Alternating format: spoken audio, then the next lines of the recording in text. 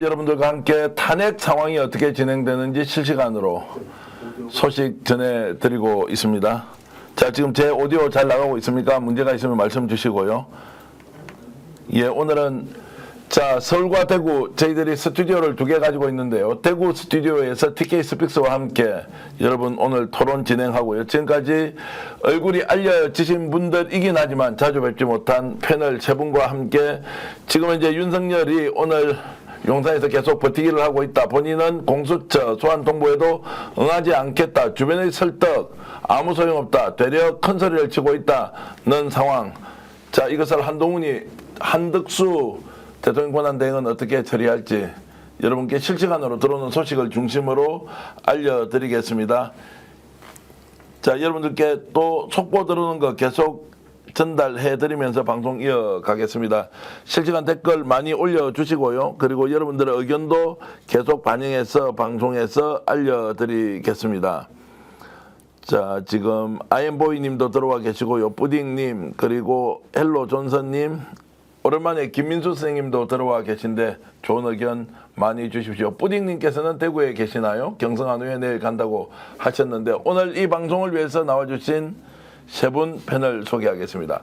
더불어민주당 대구시당의 정책실장이신 권태긍 실장 오셨습니다. 어서 오십시오. 네, 반갑습니다. 오랜만에 뵙습니다. 네, 반갑습니다. 서울에서 활동을 좀 하시지요? 네, 대구를 일단 지키고 있습니다. 예. 네. 자, 이동민 변호사 오셨습니다. 어서 오십시오. 네, 안녕하십니까. 그리고 지금은 프리랜서로 활동하고 있는 우리 김태우 본부장 오셨습니다. 어서 오십시오. 안녕하십니까.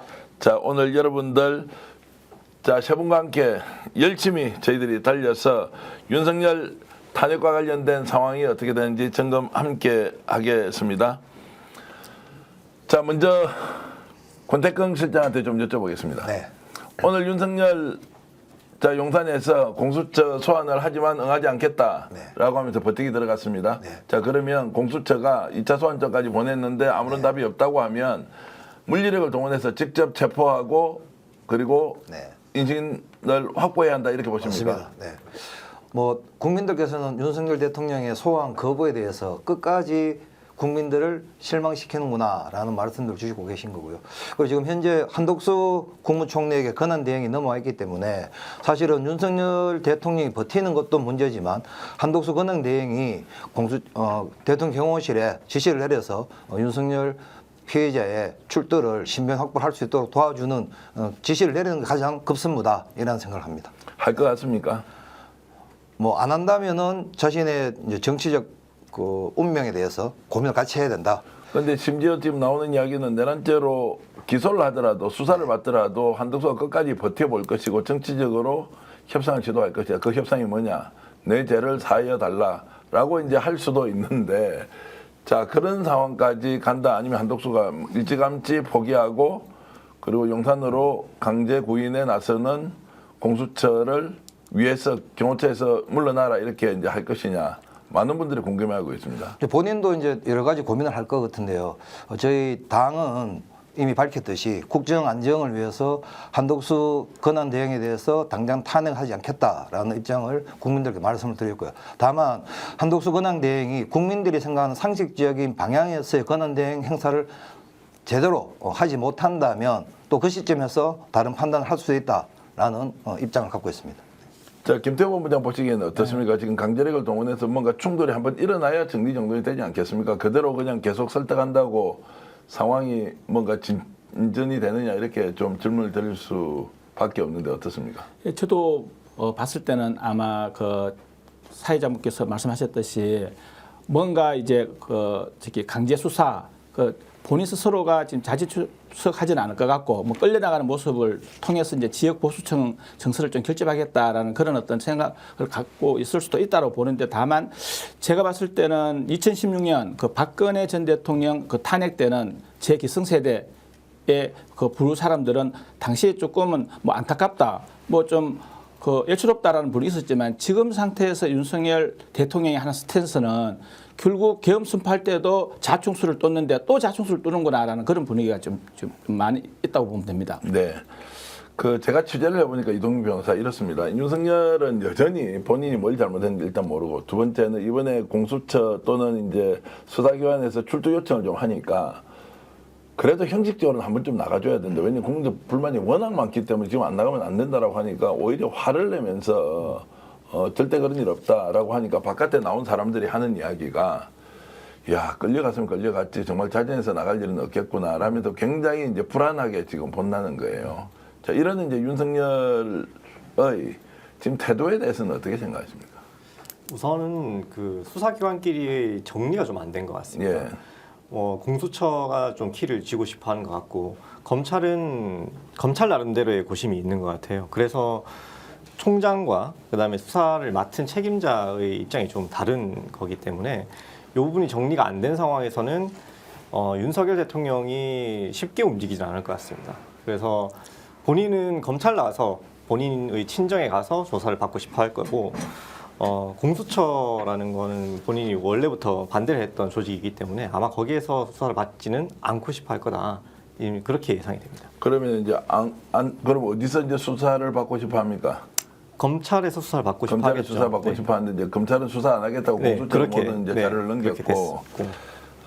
그런 상황에서 이제 결국 수사라는 것이 공수처에서 강제 구인을 통해서 뭔가 이제 수사 요건을 갖춰야 하는데 그것이 이제 제대로 되겠느냐 안 되겠느냐. 근데 좀 이상하지 않습니까? 윤석열 이 정도 되면 국민들이 얼마나 지금 원성을 그리고 분노를 표출하고 있는데 본인이 잘못한 게 없다라고 하는 것을 대통령의 정치적 행위다 또는 윤석열의 정치적 행위다라고 봐야 할 것이냐 아니면 윤석열 자체의 멘탈이 아예 다른 것이다. 이런 쪽은 어떻게 보십니까? 윤석열 대통령이 원래부터 인지부조화로 좀 유명한 사람이었지 않습니까? 그래서 지금 제가 보기에는 상황 판단을 제대로 하지 못하고 있는 거다.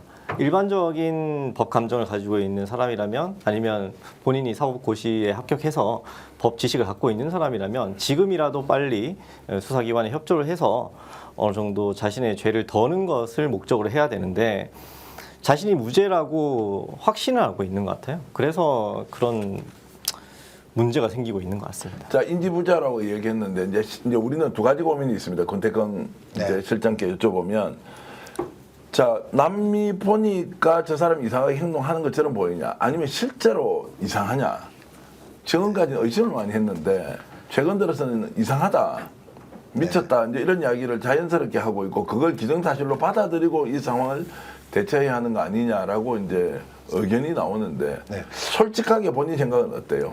저는 후자가 맞다고 보죠. 후자. 지금 촛불을 하면서 시민을 많이 만나봤는데 생각들이 윤석열 대통령은 우리 국민들 일반과는 다른 인식 체계를 갖고 있다. 혼자만의 세계에 갇혀 있다. 라고 하시는 분들이 너무 많으세요. 그리고 본인 스스로 이번 비상계엄은 대통령의 통수권의 행위고 사법심사 대상 행위다.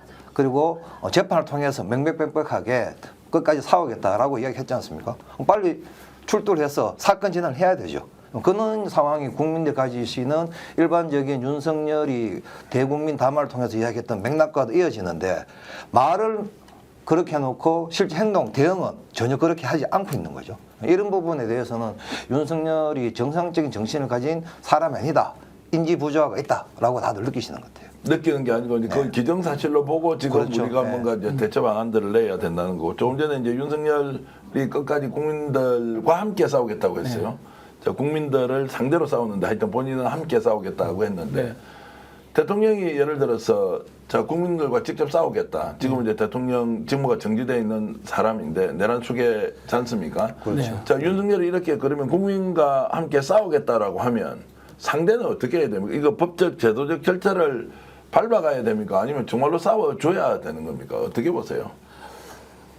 제가 생각할 때는 첫 담화 때 그 사법기관 조사를 받겠다라고 했는데 지금 아예 이제 버티기 작전 나가잖아요. 근데 이 상황에서 국민이 제가 봤을 때는 한 90% 정도는 지금 탄핵을 정당하다 찬성 입장인데 윤석열 대통령만 홀로 자기가 지금 국민들과 함께 싸우겠다. 그 국민들이 누구란 얘기예요. 그럼 대구 경북 지역에 있는 사람들 글쎄요. 제가 봤을 때는 70대 80대 사람들도 상식적인 판단하는 사람들인데 과연 그 윤석열 대통령의 저 멘트에 공감하는 지역민들이 얼마나 되겠습니까? 저는 거의 없다고 봅니다.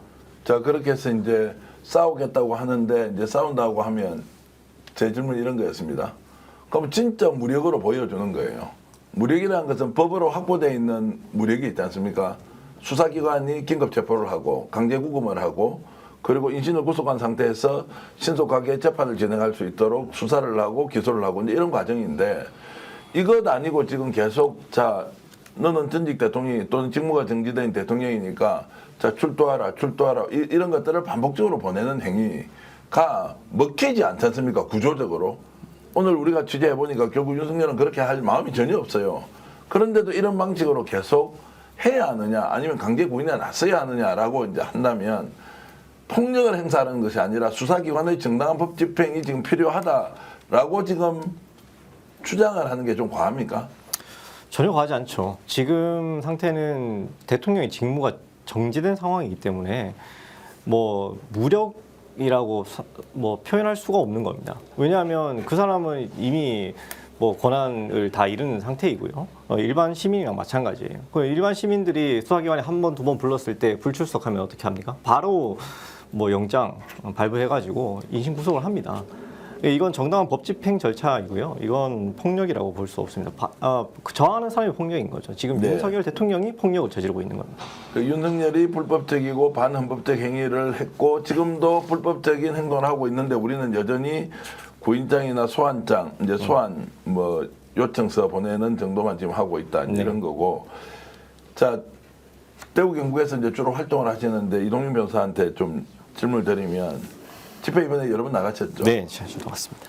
아니 대구에서 이제 국제보상로에서 4만 명이 모였다라고 하는 것은 아마 어마어마한 숫자가 대구에 모였는데 네.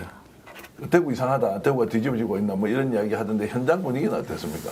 현장 분위기는 제가 3시부터 그날 집회에 참석했습니다.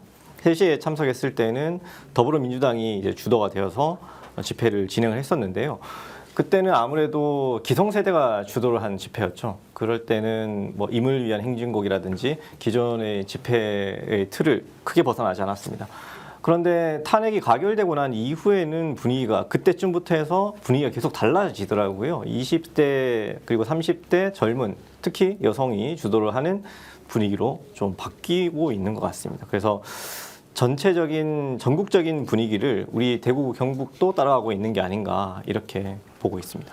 자, TK의 딸들이 당신의 세계를 박살내러 왔다. 이게 이제 굉장히 이번 그 대구 집회에서 굉장히 이제 주목을 많이 끌었는데 TK 딸들이 당신의 세계를 박살내러 왔다 이러면서 이제 피켓팅을 하면서 저게 이제 많이 알려졌지 않습니까? 혹시 자료가 있으면 한번 띄워주면 좋겠던데.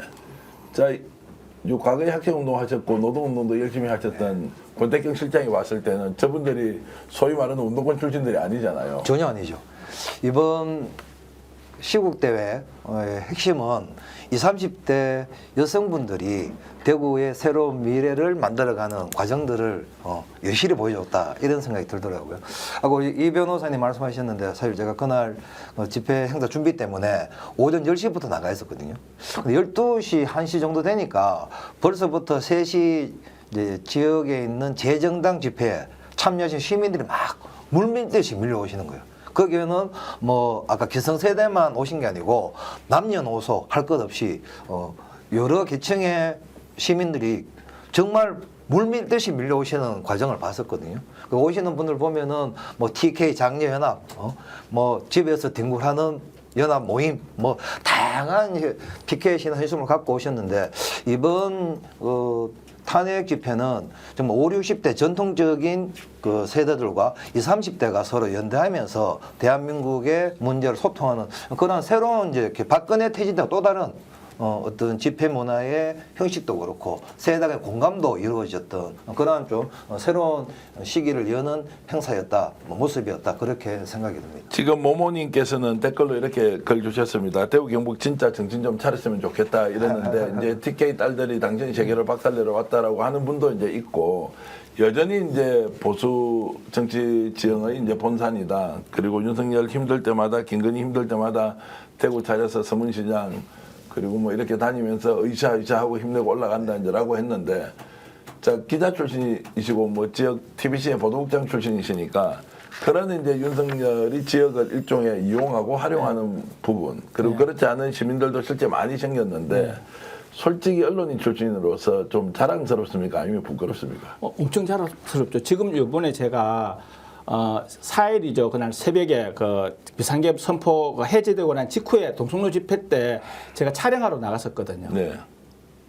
그때 제가 봤을 때는 진짜 신선한 충격을 받은 게 뭐냐면 80년대 그때 중반 저희들이 이제 뭐 독재타도 뭐 그때 호언철폐할 때는 저도 솔직히 그 결기에 찬 뭐 민중가요나 몇가 부르면서 이렇게 집회에 참석을 했었는데 이번에는 제가 또 봤을 때는 또 야구장에 그 관람하는 것처럼 촛불보다는 전체적으로 애들 아이돌 가수 응원봉 광화문 집회 때 나왔듯이 그리고 또 젊은 애들도 여성분들도 많으면서 그게 이제 피켓 문구 중에 하나가 이게 있더라고요.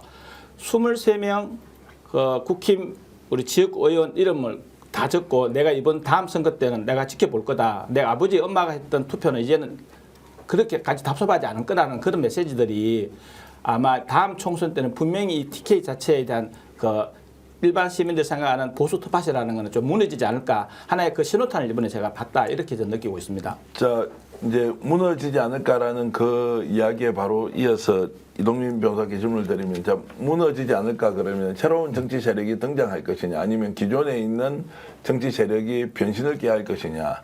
현재의 대구 경북 정치로는 아예 답이 없다. 이것은 지금 결론을 내리시는 거죠. 지금 지형으로는 어려운 것이 사실입니다. 그런데 이 시류를 읽을 줄 알아야 된다 이렇게 생각을 합니다. 이 민주주의라는 게 항상 제자리에 있는 게 아니거든요. 2016년 우리는 촛불을 들었지 않습니까? 촛불은 누구나 가지고 있고 그 다음에 아주 값비싼 건 아닙니다. 대신 다른 사람한테 나눠줄 수 있는 거죠. 그게 그 2세대 민주주의의 가치였다면 3세대 민주주의는 이제 응원봉이거든요. 응원봉은 나눠줄 수는 없어요. 다른 사람한테 불을 옮겨줄 수도 없는데 특징이 뭐냐면 내가 가지고 있는 가장 소중한 것이라는 겁니다. 그러면 이 세대 이제 이 정치를 이끌어갈 곧 기성세대가 될 20대, 30대들은 어떤 생각을 가지고 있냐. 내가 가지고 있는 가장 소중한 것을 지켜줄 수 있는 사람을 정치인으로 뽑겠다라는 거예요. 그래서 이 기존에 있는 지금 정치 세력들이 이 정치 행태를 그대로 답습을 한다면 아마 10년, 20년 내에는 다 없어질 것이라고 봅니다. 자, 여러분께 속보 하나 전해드리겠습니다. 이제 권성동 국민의힘 대표 권한 대행이죠. 민주당이 국정협의체 하겠다, 대폭 양보한다라는 말에도 대답을 하지 않다가 지금 이름을 바꿨습니다. 여야정 협의체를 만들겠다. 국회의장이 제안한 것을 수용하는 선에서 민생과 안보 문제에 대해서는 여야정 협의체에 참여한다라고 이제 했습니다. 자, 이걸 제가 정치적으로 좀 읽으면 권 실장. 자, 이 사항은 이제 지금 민심이 아예 자기들이 목리를 부리면서 자, 탄핵도 못 가게 만들고 그리고 한덕수에게는 헌법재판관 임명도 미루라고 하면서 야, 이것들 정말로 정신 못 차리고 있다라면서 엄청난 비판을 받았지 않습니까? 자, 여야정 협의체라는 이름으로 그나마 민생과 안보 문제 이제 받아들이겠다라고 한 것은 천만다행입니다. 네. 어제 권선동 원내대표가 이재명 대표님을 방문을 해서 만났었는데 그 과정에서도 이제 이재명 대표가 그러한 제안을 간곡했고 또 국민의힘 입장에서도 지금 대구에 있는 시민분들도 국민의힘이 이번 비상계엄에 대응하는 모습들을 보면서 극도의 이제 이렇게 분노와 참담을 갖고 계시거든요. 이러한 이제 시류를 또 국민들의 여론을 읽고 국민의힘도 뭔가 끝까지 국민들의 의사에 반하는 행동보다는 뭔가 자기들도 국정 안정에 그리고 민생을 회복하는 부분에 참여하겠다라고 하는 어떤 정치적인 제스처를 보이는 행위다라는 생각을 하고요. 다만 이런 과정에서 국민의힘이 정말 국민들이 이야기하고 있는 탄핵에 대한 정확한 입장 그리고 민생을 살릴 수 있고 정치를 회복하는 이런 과정을 보여줄 것인가 하는 문제는 또 다른 문제이기 때문에 조금 더 지켜봐야 되겠다라는 생각을 합니다. 그 민생 안보를 위한 여야정 협의체를 권성동 이제 대표 권한 대행이 했다고 하지만 지금 비대위원장 문제는 여전히 이 사람이 그렇죠. 속도를 안 내고 있어요. 네. 왜 그런지 혹시 아십니까? 제가 봤을 때는 그 어떤 그 여당 내 지금 모르겠습니다. 제가 권성동 의원 자체가 현재까지는 지금 그 하마평에 오르는 사람들이 지금 네. 없는 이유가 결과적으로 국힘 의원들의 그 저기 정서 부분이 외부적으로 그 용병을 받아들이는 건 이제는 스스로 이제 겁을 하니까 내부적으로 지금 어떻게 보면 컨센서스 저끼리 내부적 동의가 안 이루어졌기 때문에 그런 거 아닙니까? 예, 뭐 그렇게 이제 보는 이제 시각이 다수고요. 제가 이제 소수 시각으로 좀 말씀을 드리면 본인이 하고 싶어 가지고요. 지금 비대위원장 그게 이제 당내 추인이 안 되는 거예요. 그 말은 뭐냐? 지금 윤석열은 탄핵된다는 것이고 탄핵 이후에 국힘의 주도권을 누가 행사할 것이냐라는 부분에 본인이 가장 먼저 고지에 오를 수 있다라고 생각하니까 국정도 안 되고 민생도 안 되고 정말로 당의 수습도 아예 안 된다. 그 과정에서 이제 오히려 국민들이 바라는 여러 가지 탄핵과 관련된 것에서 걸림돌이 되고 있다. 이런 말씀을 제가 비판적으로 이제 해보고요. 혹시 아시는 내용 있으면 언급해 주셔도 좋습니다. 아, 저는 특별히 아는 내용은 없는데 예. 권성동은 언제나 시류에 편승을 하는 행태를 보여왔거든요. 네. 지금도 뭐 여론이 너무 안 좋아지니까 거기에 올라탄 것이 아닌가 그렇게 생각이 듭니다. 그렇게 했고요. 지금 이제 박선원 의원도 그 국정원 출신인데 이번에 민주당 국회의원으로서는 박선원 의원이 엄청 활약하지 않습니까? 대단했습니다. 하는데 윤석열이 그 당시에 이제 탄핵 소추안이 통과되기 직전에 여당한테 지금 탄핵 소추안이 통과되기는 게 이제 14일입니다. 딱 일주일 지났죠. 그때 2주만 더 버텨달라. 그러면서 국힘 내부에서 온종일 그 일종의 의원총회를 했거든요. 그때도 일주일만 더 버티자, 2주일만 더 버티자고 했는데 결국 그날 이제 204표로 통과를 했지 않습니까? 그때도 윤석열이 오다를 내려서 국힘에서 계속 버티기 작전을 썼다라는 것을 이제 폭로했는데 여전히 윤석열은 이렇게 힘을 가지고 국힘을 통제하고 있다라고 이제 보고 왜 여기서 벗어나지 못하느냐. 벗어나는 것이 오히려 국힘이 살 길이다라고 하는데도 왜 이렇게 국민의힘은 윤석열의 속박에서 완전히 벗어나지 못하느냐. 어떻게 보십니까? 일단 오늘 뭐 여야정 협의체 제안을 권성동 대표가 수용을 했는데요. 저는 한편으로는 국민들에게 보이기에는 국민의힘의 숨고르기가 좀 필요한 타이밍이다. 내부적으로는 국민의힘이 윤석열 탄핵 이후에 누가 국민의힘의 주도권을 가져갈 것이냐 하는 심각한 내부적인 권력 암투가 지금 본격화되고 있는 상황이다라고 보여집니다. 네. 그래서 지금 어쨌든 지난번 뭐 비상계엄 해제 과정 또 그 탄핵 과정에서 소위 말하는 이제 친윤, 친한의 흐름이 다 확인된 거죠.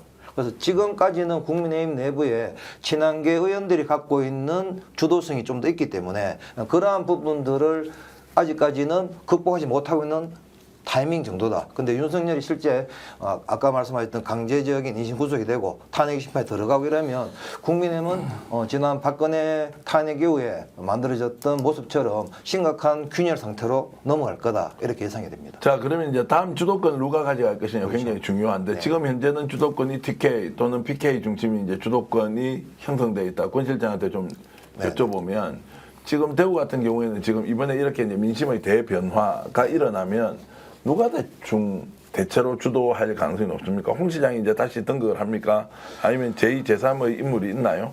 지금 대구 시민들이 가장 참담하게 느끼는 거는 홍준표 시장의 최근 발언이거든요. 네. 12월 3일 비상계엄 이후에 홍 시장이 하루에도 몇 번씩 페이스북에 자신의 입장을 올려요. 그 이제 이야기들 대부분이 참담한 내용이었어요. 그래서 TK에서 봤을 때 홍 시장이 대구에서는 조금 그나마 뭐 보수 진영의 인기를 가질지 몰라도 전국적으로 가서는 홍 시장이 보수를 대표하기엔 역부족이다. 이러한 이제 평가들이 좀 지배적이기 때문에 저는 향후에 대구 경북이 지금까지는 국민의힘을 지지하는 보수 정당을 지지하는 흐름이 있었다 하더라도 보수 전체를 대구 경북이 다시 주도권을 가져가기는 좀 어려울 수 있겠다. 이런 예상을 해봅니다. 특히나 이제 추경호 원내대표가 몰락을 했단 말이에요. 몰락을 했습니다. 예. 뭐 이러한 이제 기류들이 지역에서 많이 형성되고 있기 때문에 완전히 이전과는 또 다른 질서 재편이 국민의 내부에서 권력 암투를 통해서 벌어질 것이다. 이렇게 예상합니다. 자, 그러면 전국적으로 국힘 내에서 그렇게 권력 암투가 있고 TK 지역은 이제 어떻게 될 것이냐라는 게 이제 사실 좀 궁금한 사람들이 많습니다. 홍 시장이 지금 주도를 하기 어렵다는 것이고 네네. 또 뭐 홍 시장 같은 경우는 본인이 아마 법적으로도 걸리는 문제가 명태균 사건 관련해서 있죠. 여러 가지가 있기 때문에 이제 좀 봐야 하고 추경호 이번에 원내대표 했지만 이제 직격탄을 맞았지 않습니까? 그렇죠. 거기도 정치적 제기가 되겠느냐 안 되겠느냐 이러면 사실상 다 무너지는 거 아니냐라는 이제 이야기가 올 수도 있고 그건 좀 비참한 이제 이렇게 입장으로 말씀을 드리면 대구가 국민의힘을 그렇게 밀어줬단 말이에요. 50년을 밀어줬는데 이러한 비상시국에 대한민국의 전국 안정이나 대구 경북의 민심을 대표하거나 또는 보수 진영을 주도할 수 있는 이런 대구 경북의 정치인이 제대로 보이는 사람이 한 명도 없다는 게 더 심각한 문제죠. 네. 네. 그런 상황에 대해서 저는 이제 우리가 예측하지 못하는 이러한 이제 객관력 암투와 질서 재편이 국민의힘에서 벌어질 거다. 벌어질 것이다. 네. 그 전국적으로 보면 국힘은 그러면 다음 정권 또는 다음 이제 차기를 위해서 뭔가 움직일 만한 확실하게 신뢰를 갖고 있는 리더가 지금 보입니까? 국힘 안에는? 전국적으로 본다고 해서 그러면 오세훈, 나경원, 뭐 원희룡 또 누구 있습니까? 홍준표, 그 뭐 박형준 부산시장 이런 분이 가능한가요? 예를 들어 대구에 이제 뭐 중진 의원이라고 이야기할 수 있는 사람들이 뭐 추경호, 또 윤재옥, 뭐 김상훈, 뭐 이런 정도다 말이에요. 주호영 의원이 이제 주호영 최다선이죠. 예. 하지만 이런 이제 이렇게 의원들이 뭐 5선, 4선, 3선을 하고 계시지만 이 존재감이 전혀 없단 말이에요. 또 그럼 이런 분들이 대구에 있는 국민의힘 국회의원들을 장악해서 주도하고 리드할 수 있는 이러한 또 능력이 있는가? 그러지 않은 것 같은 거예요. 그래서 대구 경북은 다선의 유무와 상관없이 다 각자 이제 제 살 길을 찾아 움직일 수밖에 없는 이러한 이제 상황에 급격하게 빠져들 거다라고 예상이 되는 거죠. 자, 냉정하게 이제 좀 한번 좀 말씀을 해주시면 좋겠습니다. 이동 변호사. 그러면은 누군가 이제 세대 교체를 하거나 세력 교체면 이제 정당 간의 교체가 이루어져야 하는데 민주당이 그게 가능하냐? 두 번째, 이번에 TK 딸들이 당신이 세계를 박살 내려왔다라고 하면서 정말로 이제 대구에서 지금까지 보지 못했던 모습을 보여줬는데 이들이 그러면은 세대 교체의 주역으로 와서 정치 세력화를 하면서 뭔가 대구를 좀 바꿀 수 있느냐라고 하는 이제 두 가지 측면에서 어떤 의견을 가지고 계십니까? 우선 아까 말씀드렸듯이 인물의 변화는 크게 없을 거라고 예상을 합니다. 기본적으로 지금도 대선 후보 오늘 정확한 수치를 뭐 말씀드리지 않겠지만 대선 후보 적합도에 대한 여론조사 결과를 보면 지금 국민의힘 후보 중에 가장 높게 나온 사람은 한동훈과 홍준표입니다. 그러니까 이 구도는 일정 부분은 유지될 것으로 보이고요. 그 다음에 밴드웨건 효과 때문에 일정 부분 어떤 사람이 특정한 득표를 얻게 되면 지지율을 얻게 되면 그 사람으로 굳어질 가능성이 좀 높습니다. 그래서 지금 상태에서는 대선 후보는 아마 구태의원한 사람들 중에 한 명이 나올 것이라고 생각이 들고요. 그 다음에 지역 정권 교체, 그 다음에 지방선거라든지 총선이라든지 여기에서의 인물 교체도 한 다음번 선거까지는 크게 힘들지 않을까 이렇게 생각은 드는데요. 제가 아까 말씀드렸듯이 한 부산도 두세 번 안에 이 지형이 바뀌었듯이 대구 경북도 앞으로의 두세 번 정도 선거를 더 치르면 지형이 충분히 바뀌지 않을까 이렇게 생각이 듭니다. 이렇게 이제 젊은 사람이 나와서 막 새로운 정치를 해달라고 이렇게 요구를 하면 이제 받아 안는 정당이 있어야 하는데 네. 당장 이제 대구 경북 같은 경우는 그럼 누가 이걸 받아 안아서 소화를 시키고 새로운 좀 물결로 만들 것이냐 이런 부분에 딱 질문에 들어가면 아무도 할 말이 없어요. 국힘은 잘못되었다. 이 사람들에 맡기면 안 된다. 그러면 이것을 대체할 만한 정당이 민주당이 충분히 갖춰져 있느냐?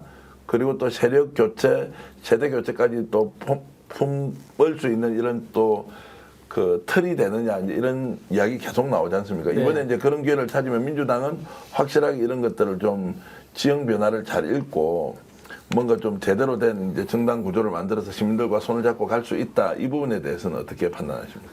지금 그 지역민들은 이 국힘 자체 정치인들 이번 계엄 사태 이후에 그립감 있는 정치인이 없으니까 홍준표 시장이 지금 거의 사실상 본인은 탄핵을 반대한다 그래놓고 대선 출마는 조기 대선은 그거는 곧 이제 탄핵이 인용된다는 전제하에서 자기가 먼저 출마를 선할 정도로 이제 어떻게 보면 자기 목적 키우기에 판을 만들어 가는데 그 정도 홍준표 시장의 어떤 지지도라는 거는 조금 전에 이동민 변호사 말씀하셨듯이 당내에서는 한동훈, 홍준표, 오세훈 나오지만 아직까지 전체 국민들을 상대로 한 여론조사는 7% 한 자릿수거든요.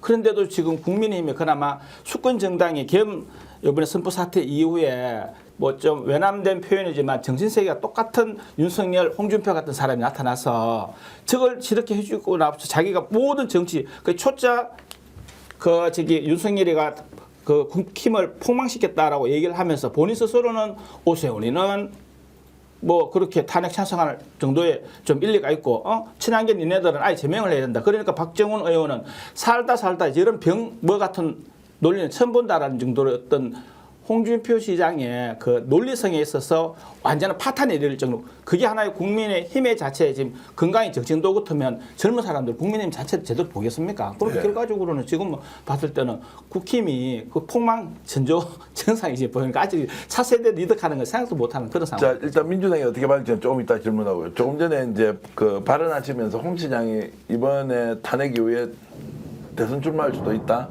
라는 거를 네. 본인이 지금 제일 먼저 이야기했죠. 얘기를 본인이 출마하겠다고 얘기를 했습니까? 네네. 시사를 한 거죠. 뭐냐 하면 내가 제일 처음에 5월 달에 이준석 그 대표가 예. 국무총리함 할래 추천을 하니까 본인은 아직까지 대구시장이고 또 내가 빠지면 보궐선거도 해야 될 하니 나는 또 서울 올라가서 할 그 마음이 없다라고 했는데 이번 주간조선 인터뷰 때는 책임 총리제를 자기가 지난 8월 달에 윤 대통령한테 건의를 했었고 네. 거기에 따라서 실행을 하려고 했는데 윤 대통령이 이제 연락이 없다 하니 현재로서는 시진핑이나 뭐 트럼프 정도 대통령, 글로벌 대통령하고 내가 대화 이렇게 나라를 이끌 만한 제목이 되는 사람은 나밖에 없다라는 얘기를 조간조선에서 보도하고 난 이후에는 기존 그 레거시 언론들이 다 홍준표가 가장 먼저 그 대선 출마를 시사를 했다. 그게 이제 아까 말씀드렸던 탄핵은 예를 들어서 그 반대한다 해놓고 마치 자기가 그 탄핵 인용되고 난 뒤에 조기 대선 구도를 가장 먼저 짜놓고 먼저 자기가 발을 담그는 그게 결국 자기 빌드업, 자기 몸집 키우기 위해서 자기 이속으로 정치하지 않느냐 이런 이야기가 지금 나오는 거예요. 그러면 자 이제 두 가지로 나눠서 질문할게요. 일단 먼저 홍 시장 얘기 좀 더 하고 민주당이 어느 정도 이제 이게 수용 가능한지 좀 여쭤보기로 홍 시장이 이번 대선 출마하겠다고 이렇게 이제 시사를 했다라고 하면 결국 윤석열 밟고 한 편인 것처럼 해놓고는 자기가 대선 나가면 대선 후보 될 수 있다. 자, 이렇게 지금 이제 계산을 세웠다. 일단 홍준표 시장은 이번 비상계엄 이후에 모든 이야기와 자기 제안의 중심은 자기가 다음 대선 후보가 되겠다라고 하는 목표를 달성하기 위한 사전 정지 작업이었다라고 보여져요. 네. 특히 뭐 페이스북에 이런 걸 올렸단 말이에요. 용병 하나는 병정 놀이를 해서 나라를 다 망치고 또 다른 용병 하나는 사감을 가지고 탄핵 놀이를 하고 있다. 이렇게 이야기를 한 거죠. 윤석열과 한동훈을 동시에 친 거예요. 그러면 지난 이제 그 박근혜 탄핵 이후 대선 때 자기가 대선으로 나갔었지 않습니까? 근데 이제 엄청난 표 차이로 낙선을 했습니다만은 그거에 대해서 자기는 최고의 성과를 낸 선거였다. 내가 아니었으면 이러한 보수 괴멸의 상황을 극복할 수 있는 사람이 없었다. 이렇게 계속 페이스북에 글을 쓰는 과정들은 어쨌든 아까 말씀하셨듯이 비상계엄은 잘못되었다, 탄핵은 잘못되었다라고 이야기하지만 그거는 자기의 이미지를 관리하기 위한 수사일 뿐이고 정세적인 흐름을 본 거죠. 그랬을 때 보수의 이 위기 상황을 극복할 수 있는 후보는 나 홍준표 외에는 없다. 이렇게 이미지를 계속 만들어가는 과정이 최근의 과정이었기 때문에 저는 대선에 대한 욕심이 엄청 큰 사람이다. 다만 앞에 말씀드렸듯이 홍준표는 이제 퇴물 정치인이지 이번에 발언들 보면은 이 극우 보수 파시스트의 표본을 보여줬거든요. 이러한 소구력이 유권자들한테 국민들에게 그렇게 확장되지 않을 거다라는 예상을 했거든요. 뭐 확장 먹히지 않을 것이다라고 생각하지만 이제 홍은 이제 물 만난 고기네요. 그렇죠. 홍 시장은 이제 대선판이 벌어지니까 그러면 2016년도에 박근혜 대통령 탄핵 이후에 대선 그렇죠. 후보했고 이번에 윤석열 탄핵되고 나니까 또 대선에 출마하겠다 그러면 탄핵 후 전문 출마 시장. 야 이렇게 이제 참 아니 저는 이제 말씀을 듣고도 설마 그렇게 하겠느냐라고 이제 평소에 생각을 했는데 그냥 아예 당당하게 좋은 말로 하면 당당하고요. 나쁘게 얘기하면 정말로 철판 깔고 딱 나와가지고 아예 출마하겠다라고 이제 하는 것 보면서 야 진짜 홍 시장답다라는 생각이 좀 많이 듭니다. 대구 시정을 엄청 잘해가지고 홍 시장이 이제 대선 후보까지 직행할 수 있다 이렇게 보면 되겠습니까? 전혀 그렇게 볼 수 없죠. 제가 또 홍준표 시장을 5번이나 고발한 당사자로서 이야기하자면 홍준표 시장이 아마 다음 대선 후보로 유력하게 떠오를 겁니다. 왜냐하면 이 다음 선거는 국민의힘으로서는 지는 선거입니다. 지는 선거에서는 제일 중요한 게 잘 지는 거거든요. 잘 지는 거 어떻게 하느냐? 내 편을 최대한 결집하는 겁니다. 홍준표가 제일 잘하는 것이 내가 싫어하는 사람 찍어놓고 반대쪽 적을 결집시키는 겁니다. 퀴어 축제 어떻게 했습니까? 퀴어 축제 열리지도 못하도록 해가지고 충돌이 일어나게 만들었죠. 그렇게 하면서 퀴어 축제 그쪽 편들의 표는 다 잃었지만 원래부터 자기한테 없는 표 다 잃었지만 반대 세력을 완전히 결집시켰습니다. 이것도 마찬가지입니다. 지금 보수층에서 제일 중요한 건 투표장에 나가지 않는 거거든요. 이 문제를 어떻게 해결할 거냐? 분노로 해결하는 겁니다. 그러니까 반대쪽을 찍어가지고 너희가 투표를 안 하면 이 사람들이 집권을 하게 된다. 이 사람들이 집권을 하도록 놔둬도 되느냐. 이런 식으로 또 투표 전략을 가져갈 거거든요. 그렇기 때문에 홍준표가 대선에 본선에 출마할 가능성 굉장히 높다 이렇게 보고 있습니다. 저는 이 변호사님 의견하고 조금은 이렇게 방향이 다른데. 좀 많이 다르게 얘기하시면 되죠. 유튜브 채널 토론은 많이 다를수록 좋고요. 저는 이제 이 변호사님 그 말씀은 홍준표의 본심이라고 생각해요. 그 개인적인 욕심인 거죠. 하지만 지금 지역 상황은 그거와 정반대다. 그런데 지역에 계시는 기업 하시는 분들 또 공무원분들 기자분들 만나보면요. 홍준표는 안 된다는 거예요. 홍준표 시장이 대구 시정을 하는 과정, 또 이번에 비상계엄위에 발언하는 과정, 또 다음 주 월요일 날 동대구역에 박정희 대통령 동상 건립이 지금 예정되어 있는 상황이거든요. 이러한 이제 홍준표의 모든 대구 시정 과정을 보면 대구의 미래나 시민들의 삶은 없고 오히려 자기는 대선 후보가 되는 대선에 가고 싶은 욕망이 가득 차서 모든 시정을 펴왔다 이렇게 본단 말이에요.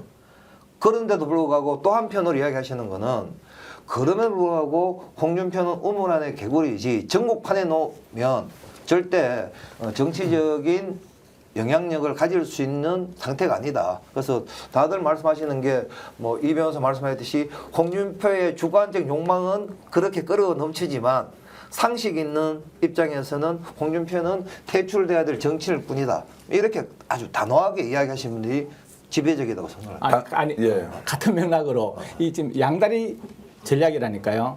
내부적으로 대구시청 내부에서는 홍 시장이 지금 두 분 말씀하셨듯이 상식적으로 봤을 때 대선 자기가 출마에 대한 어떤 욕망을 표출한다 하더라도 그 유권자들하고 막 일치가 되는데 그 부분 가능성은 영 동떨어진 상태에서 본인이 자꾸 저렇게 몸집을 키우는 이유는 야 봐라 그래도 내가 대구시장이 대선 출마까지 이렇게 내가 정치적인 입지 사이들 키워놓으면 나중에 시정을 운영하는데도 니네들 얼마나 좋겠냐라는 늘 해왔던 이런 부분을 갖고 본인은 지금 재선 의지를 측근들한테 또 이야기했다라는 부분 저도 그거는 애초부터 들었던 얘기고 그 본인이 지금 아까 국민의힘 내부에 그 어떤 장악할 만한 헤게모니를 장악할 만한 지금 유력 정치인이 없다 보니까 본인이 다른 자치단체장들에 비해서 또 출마에 대한 거론되는 사람 앞서서 이렇게 에드발을 띄우는 거는 결과적으로 이건 정치적 행위로밖에 못 보는 겁니다.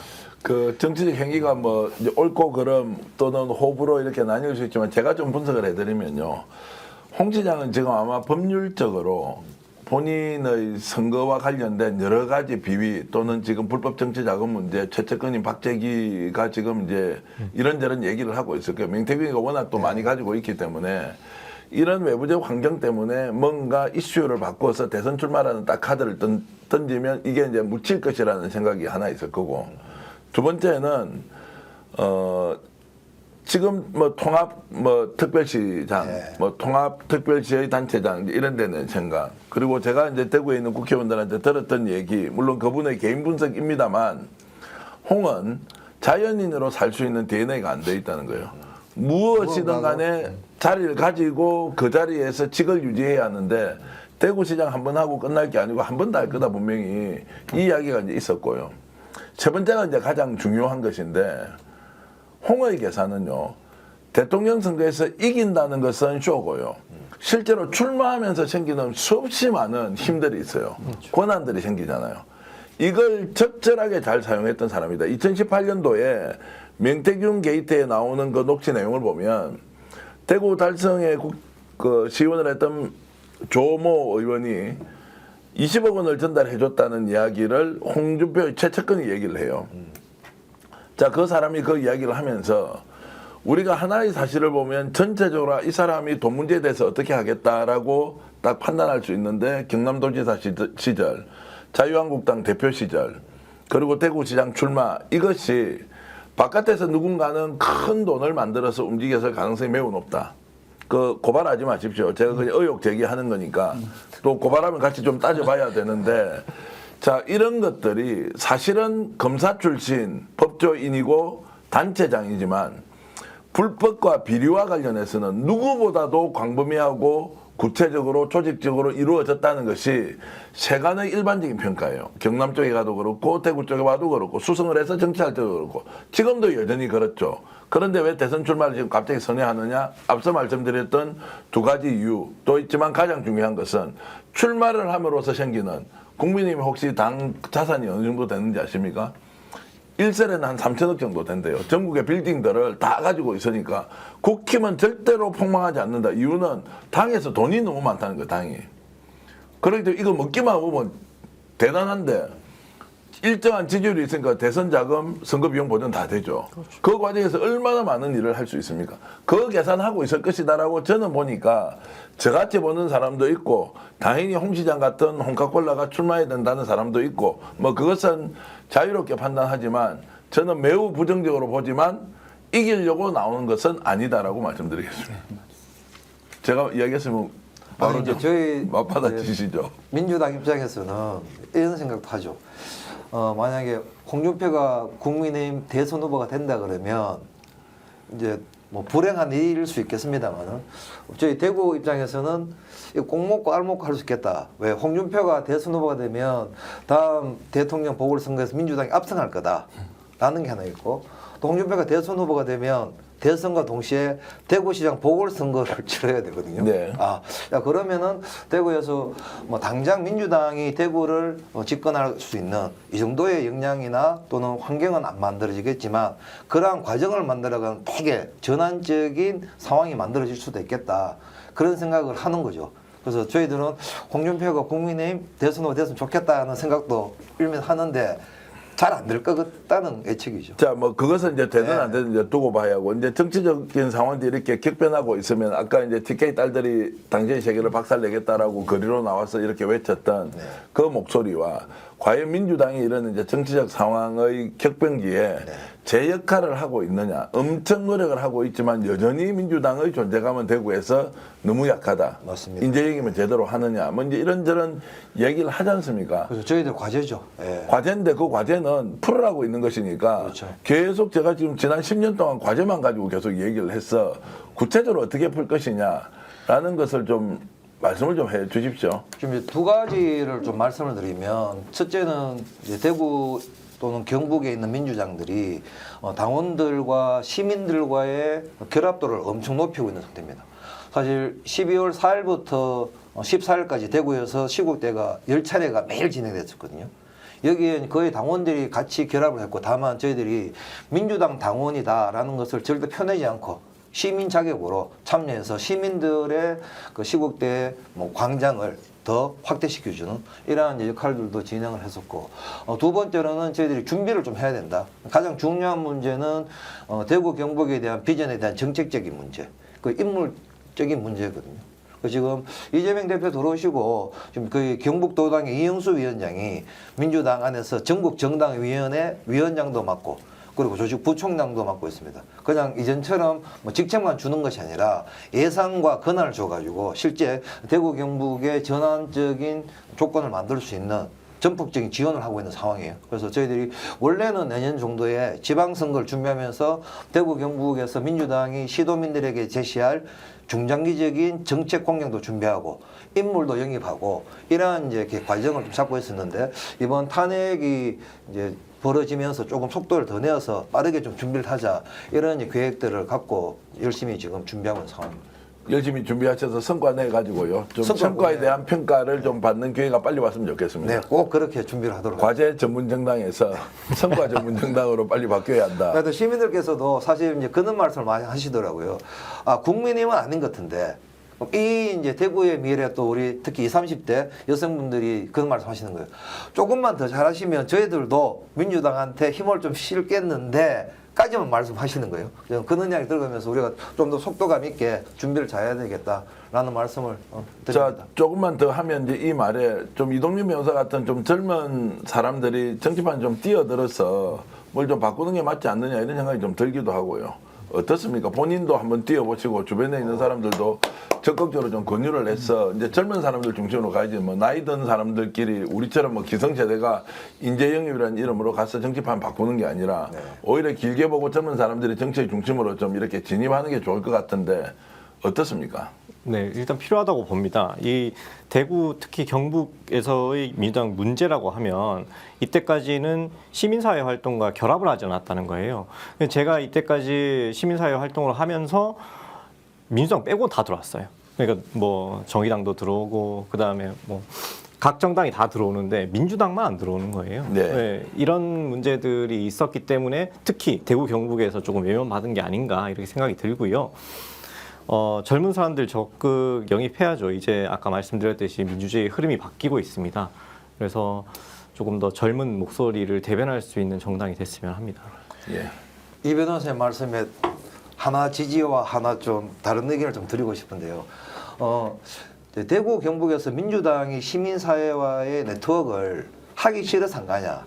이건 좀 구체적으로 들어가 보면은 좀 생각의 차이가 있습니다. 왜냐 그러면 대구 경북은 전통적으로 민주당의 시민사회와의 참여와 교육을 조금은 거부를 해요. 왜냐 그러면 지금 시민사회 쪽에서는 또 시민사회도 구성이 조금 다릅니다만은 민주당은 어쨌든 3번을 집권을 한 집권 여당인 거죠. 근데 이 집권 여당이 특히 박근혜 촛불 이후에도 그렇고 집권 여당이 우리 시민들이 원했던 만큼의 국정을 제대로 못 펴줬다. 라고 하는 이제 부분이 있어서 국민의힘과의 어떤 그 전선이 만들어지면 민주당도 크게는 같은 범주에 들어오지만 민주당이 집권한 시절은 또 이제 상대적인 입장이었기 때문에 그러한 부분도 그거 어떻게 풀 거냐 하는 과제가 좀 남아있다는 말씀을 드리고 또 사실 지역에서 저희 민주당은 인재가 너무 없는 거예요. 그 지역위원장 하시는 분들이든 뭐 광역의원을 출마하시는 분들, 구청장 같은 지자체 장을 출마하시는 분들을 누구라도 많이 영입하고 싶은데 사실 지역의 시민사회나 전문지에 계신 분들이 민주당으로 오셔가지고 출마하시는 거는 되게 극소수예요.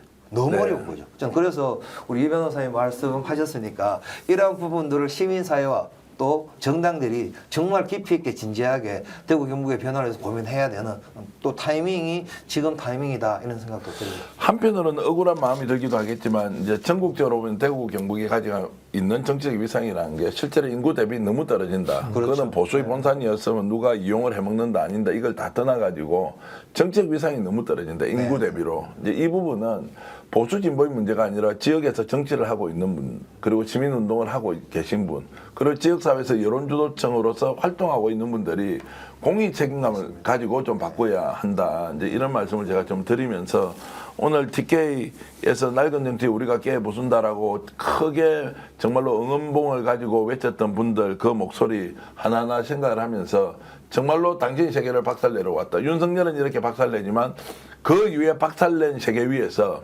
누가 다시 새로운 집을 지을 것이냐. 그 주체가 누구여야 하고 연령은 무엇이어야 하며 성별은 또 무엇이어야 그리고 그 집의 문패는 누구의 이름으로 달 것이냐. 이제 이런 것들을 공히 생각하는 시간이 되었으면 좋겠습니다. 오늘 권태경 더불어민주당 정책실장님 그리고 이동민 변호사 그리고 김태호 전 TBC 보도국장이 함께했습니다. 시청해주신 여러분 감사드리고요.